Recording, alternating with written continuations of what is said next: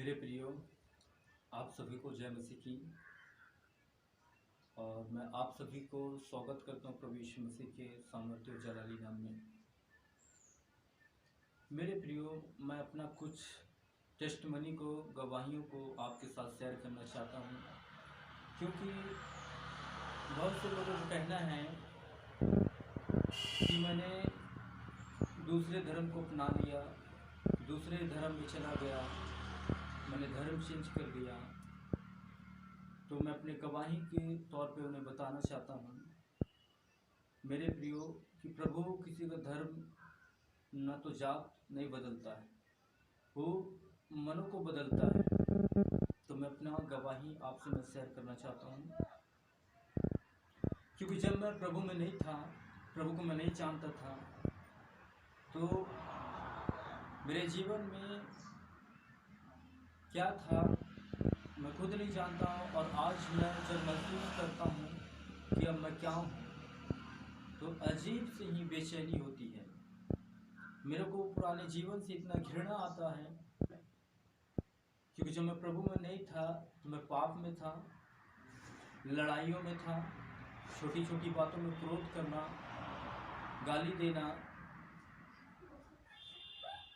नशे में था, ड्रिंक करता था, व्यभिचार करता था, और बहुत ऐसे ही काम थे जो संसार के लोग करते हैं, वैसे मैं भी करता था। पर जैसे मैं पाप में चला गया और उस पाप के द्वारा मेरे घर के लोग मुझसे नफरत करने लग गए, तो सारे लोग मुझसे नफरत करने लग गए। और जब मैं निकलता था घर से, फिर कहीं से निकलता था, तो लोग देख के मुझे हंसते थे और बोलते थे कि नहीं देखो फलाना आदमी जा रहा है।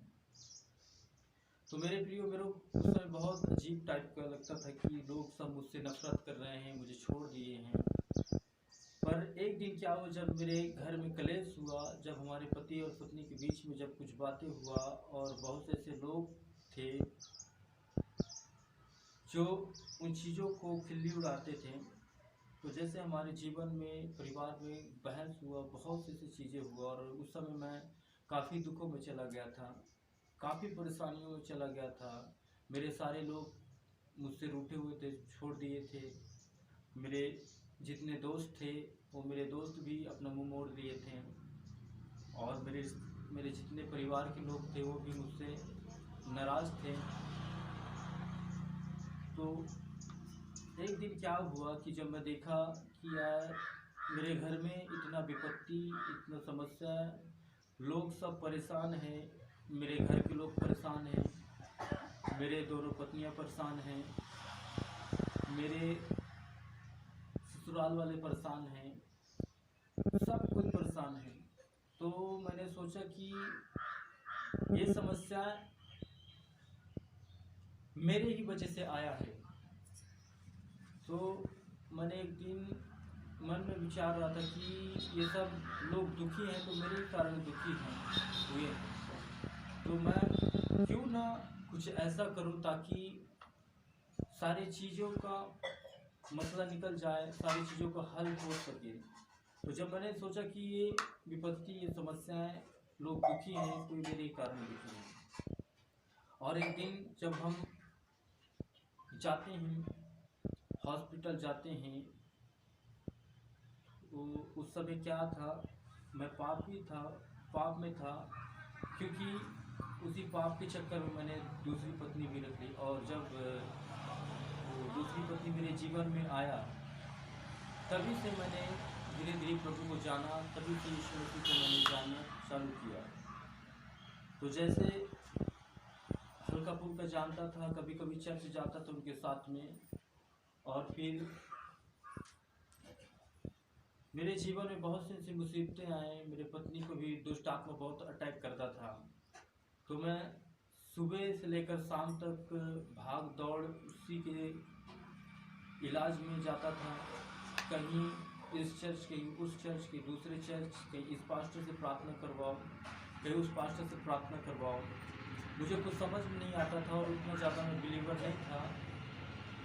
फिर भी जब ये समस्या आया, तब मैं उन चीज़ों से पापों में ज़्यादा ध्यान नहीं देने पाया। फिर भी मैं उस समय ज़्यादा निराश था, ज़्यादा दुखी था। पर एक दिन ऐसा हुआ कि मेरे को अच्छा नहीं लगा और मैंने सोचा कि ये सारे रोज़ का ये झिक किच-पिच चल रहा है मेरे घर में, मेरे परिवार में। ना तो मैं ही सुख रह सकता हूँ, ना तो मेरे दोनों पत्नी ही सुख रह सकते हैं, ना तो मेरे परिवार के लोग सुख रह सकते हैं।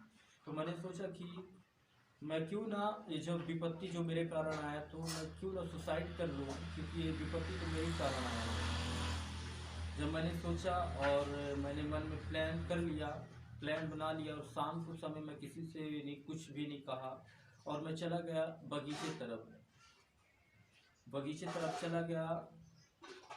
समथिंग 7 साढ़े 7 बजे का टाइम लगभग था, अंधेरा था, और उस अंधेरा में लोग नहीं पहचानते थे।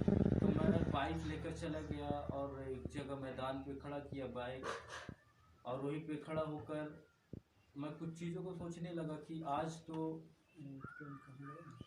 तो मैं मर जाऊंगा, आज तो मैं सुसाइड कर लूँगा। पर मैंने कुछ चीज़ों को सोचा, और सोच के जितना सोचता था उतना ही मतलब मैं दुखी रहता था, उतना ही निराशा रहता था, और मेरे आंखों से आंसू थम नहीं रहे थे। पर वहाँ पे मन मेरा चेंज हुआ, फिर आंसू पोंछा, फिर मैंने घर लौट आया। फिर किसी दिन ऐसे ही, एक सप्ताह बाद ऐसा ही हुआ, फिर वही विपत्ति, वही समस्या आया। तो मैंने वहाँ पर फिर भी मैंने किसी को नहीं बताया सारी चीज़ों को। फिर मैं उसी टाइम, उसी घड़ी, उसी जगह, वही बाइक, वही टाइम, हर एक चीज़ सेम रहा, और मैंने पूरा ठान लिया था कि आज मैं जाऊंगा, पर यहाँ से वापस न लौटूंगा। मेरा बॉडी लौटेगा, मेरा लाश लौटेगा। तो मैंने पूरा एकदम फैसला किया, पूरा निर्णय किया, और मैंने बगीचे में उसी टाइम, उसी घड़ी, और उन कुछ चीज़ों को मैं सोच रहा था, कुछ मेरे दोस्त थे, कुछ मेरे फैमिली के बारे में सोच रहा था, और अपनी मम्मी के विषय में सोच रहा था कि यार मेरे मम्मी का रो रो हाल बुरा हो जाएगा। और मैंने सोच कर बहुत ही, मेरे आंखों से आंसू नहीं थम रहे थे, क्योंकि मैं सोच रहा था कि अब तो मैं मर ही जाऊंगा, क्योंकि प्रभु को मैं उतना ज़्यादा नहीं जानता था। पर जैसे यदि प्रभु ने मुझसे बात किया, मतलब कभी कभार मैं चर्च में जाया करता था, और एक सिस्टर की गवाही के द्वारा वो गवाही अचानक से मेरे माइंड में आया कि जैसे मैं मूसा के साथ था, वैसे तेरे साथ भी रहूँगा। कहता, मैं ना तुझे छोड़ूंगा, ना मैं तुझे त्यागूंगा। तो जैसे मैं मरने की कोशिश करता, प्लान बना रहा था कि मुझे अब सुसाइड कैसे करना है, ये गले दबा के मरना है, फिर किस चीज़ से मुझे सुसाइड करना, उस सारे चीज़ों के बारे में सोच रहा था। मरने से पहले 2 मिनट यदि लेट भी होता, तो शायद मैं आज यहाँ न होता, क्योंकि जैसे मैं मरने से पहले प्लान बना रहा था, और मेरे माइंड में तुरंत ही वो बातें आई कि जैसे मैं मूसा के साथ हूँ, वैसे तेरे साथ हूँ, ना मैं तुझे छोड़ूंगा, ना मैं तुझे त्यागूंगा। तुम्हारे माता पिता एक पल के लिए, एक घड़ी के लिए भूल जाएंगे, पर मैं तुम्हें न भूलूंगा। ये बातें जब मेरे माइंड में आया, और प्रभु ने इस बचपन से मुझसे बात किया, तो मेरे पैरों तले जमीन खिसक गई। वहाँ पर मैंने अजीब टाइप का फीलिंग किया। वहाँ पर मेरा बॉडी हल्का हो चुका था, एकदम फ्री हो चुका था, और मैंने वहाँ पर कुछ चीज़ों को महसूस किया कि, और सोचने लगा कि प्रभु, मैं इतने टाइम से मैं सोच रहा था कि मेरा कोई नहीं है, सब मुझे छोड़ दिए उस पाप के कारण, उन गलतियों के कारण। पर मुझे उस टाइम महसूस हो रहा था कि नहीं, कोई तो है मेरे साथ, प्रभु है मेरे साथ। और मैंने वहीं पे अपना आंसुओं को पोंछा, और निर्णय लिया कि प्रभु, अब तक मैं जो जी रहा था, जो घिस पीट के जी रहा था, दुख उठाकर जी रहा था, वो मेरे लिए था।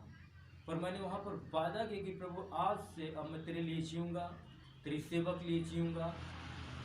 तो कई बार भी बीच में ऐसा आता था कि मैं उस वचनों को, उस बातों को याद करके मैं ग्रहण और आज बचाया गया हूँ, खड़े और अड़े रह गया। क्योंकि यदि उन बातों को, मैंने वादा को यदि यकीन वो ना करता, तो मैं आज यहाँ पर जिंदा न होता। और आज मेरा जीवन जो है, तो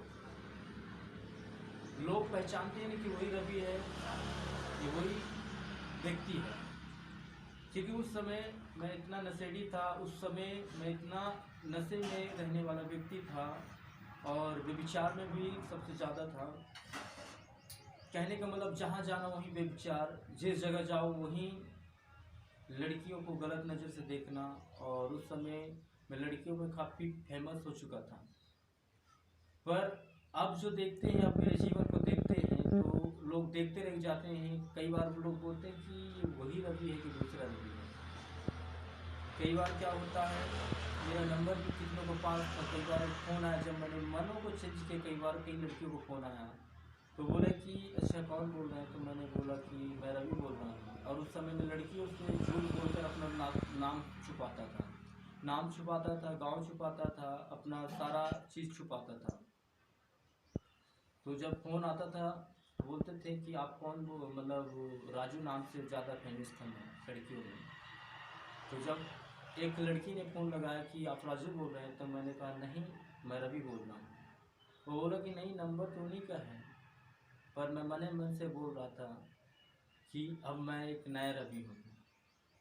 तो मेरे प्रियो, यदि मैं प्रभु को न जाना होता तो आज मैं यहाँ पर न रहता, न तो सेवा दे पाता और न मेरे द्वारा बाकी लोग बचाए जा सकते।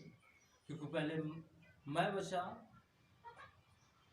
इस कारण से मेरे पीछे बहुत से ऐसे भाई हैं जो गलत चीज़ों को छोड़ चुके हैं, नशे को त्याग चुके हैं, गलत कामों को त्याग चुके हैं। वो भी अच्छे से जीवन जी रहे हैं जिस प्रकार मैं जी रहा हूँ। तो मेरे प्रियो, मैंने धर्म नहीं बदला, न जात बदला, मैंने सोच को बदला है। वही सोच को, जिस सोच से मैं पाप करता था, वही चीज़ों से मैं लड़ाइयाँ करता था, उन्हीं कुछ चीज़ों को मैंने बदला कि अब से मुझे लड़ाई नहीं करना, अब से मुझे किसी पराये स्त्री की ओर मुझे नहीं देखना। अब से मैं न तो झूठ बोलूँगा, न तो पाप करूँगा, न तो किसी को धोखा दूँगा। तो मेरे प्रियो, मैंने मनों को बदला है, मैंने धर्म परिवर्तन नहीं किया है। तो मैं संदेश आप लोगों को छोड़ना चाहता हूँ कि एक बार आप भी प्रभु को चख कर देखो, कितना भला परमेश्वर है।